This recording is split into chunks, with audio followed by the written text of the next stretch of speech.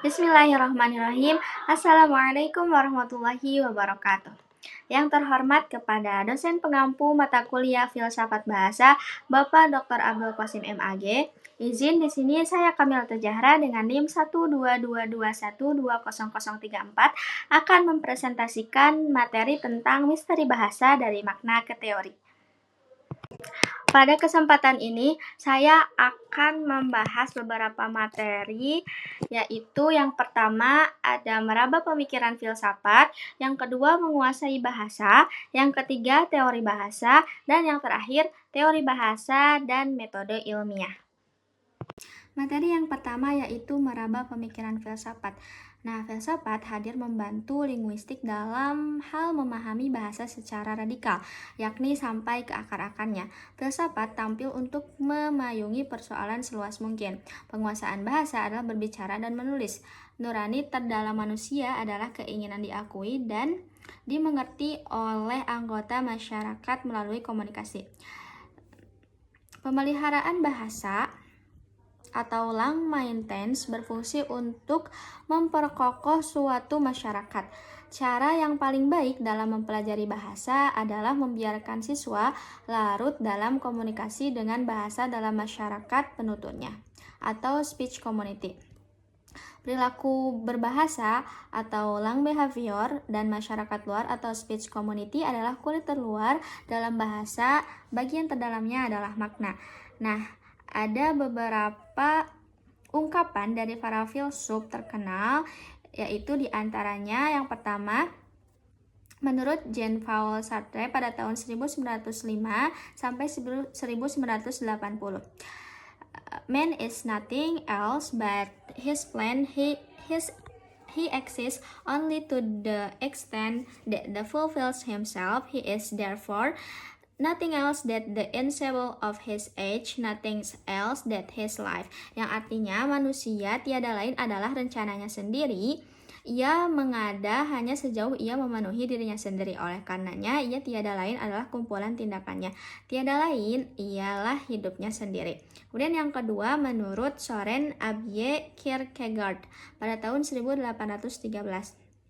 I felt the stillness of death grew around when I saw in my father an unhappy man who was to outlive us all, across on the tomb of all his hope.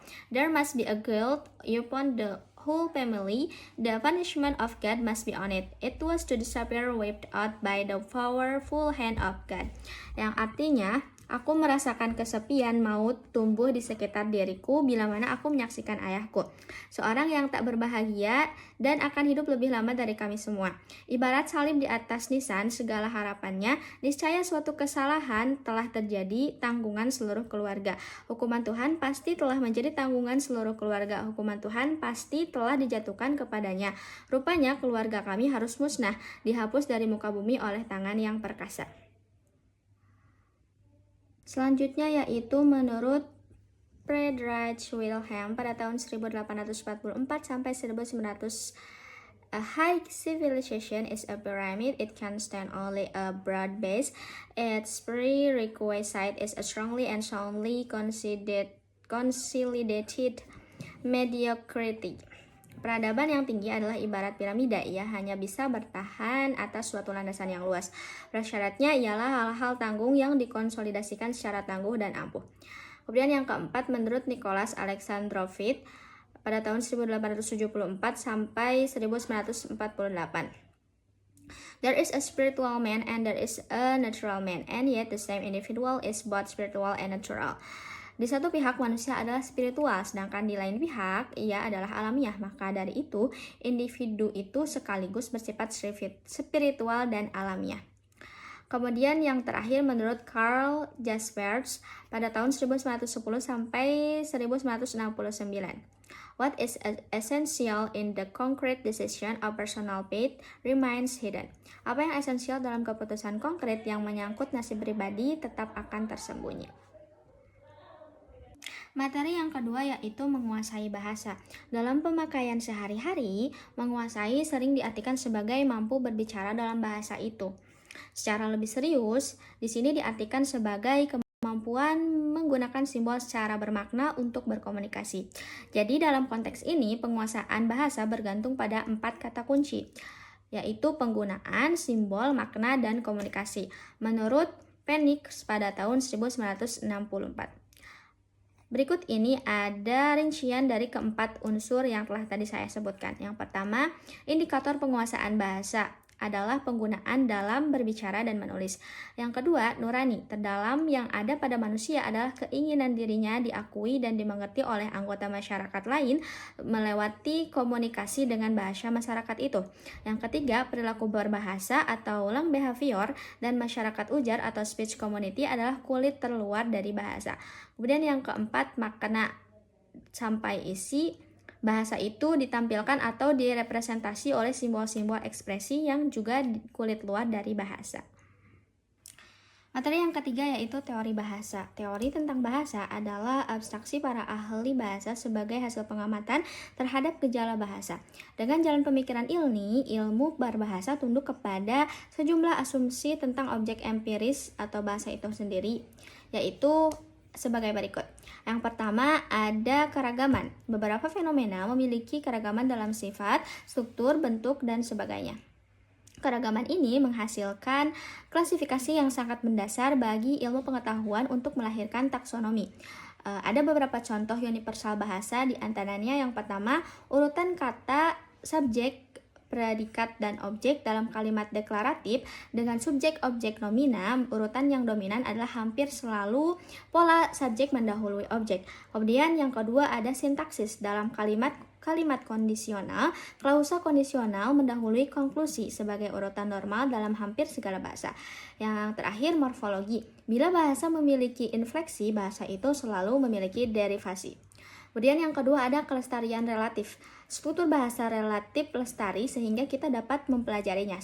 Sintaksis lebih lestari daripada kosakata. Struktur lebih dapat diprediksi daripada makna. Karena itu sintaksis lebih objektif daripada semantik.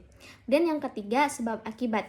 Dalam Al-Quran difirmankan yang artinya sesungguhnya Allah tidak akan mengubah apa yang terdapat pada keadaan sesuatu kaum atau masyarakat sehingga mereka mengubah apa yang terdapat dalam diri atau sikap mental mereka. Quran Surat Al-Ra'd ayat 11. Determinisme mengatakan bahwa sebuah fenomena bukanlah kejadian asal jadi dengan sendirinya. Kemudian materi yang terakhir yaitu teori bahasa dan metode ilmiah.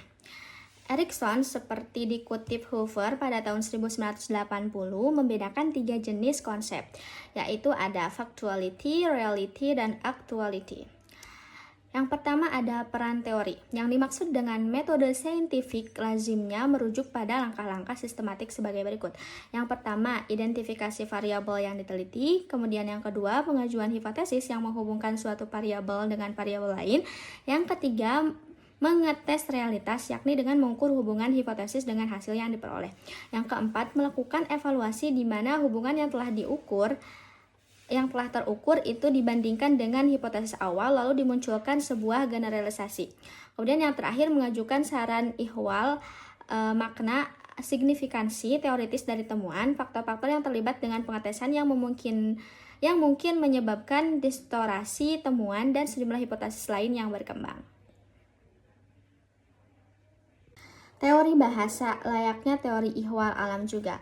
Persepsi kita terhadap teori bahwa bumi memiliki daya gravitasi seyogianya sama dengan persepsi kita terhadap teori bahasa kalimat memiliki banyak daya simbolik. Selanjutnya yaitu ada teori Chomsky. Berikut ini beberapa teori grammar yang diajukan oleh Chomsky. Yang pertama, gramatika adalah sebuah metode deskripsi sistematik dari segala kemampuan linguistik seorang penutur sejati, sebuah bahasa yang memungkinkan dirinya berbicara dan memahami bahasa dengan fasih. Yang kedua, gramatika bahasa adalah sebuah model dari kompetensi linguistik dari seorang penutur sejati yang fasih.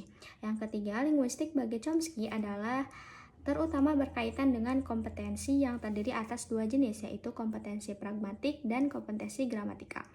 Yang keempat, kompetensi gramatikal memayungi 3 kompetensi, yaitu kompetensi sintaksis, semantik, dan fonologis. Yang kelima, dengan intuisi yang dimilikinya, seorang penutur sejati dapat memberikan penilaian atau judgement apakah sebuah ujaran itu gramatikal dalam bahasanya. Kemudian yang keenam, teori linguistik terutama berurusan dengan bahasa penutur pendengar yang ideal dalam sebuah masyarakat ujaran yang betul-betul homogen.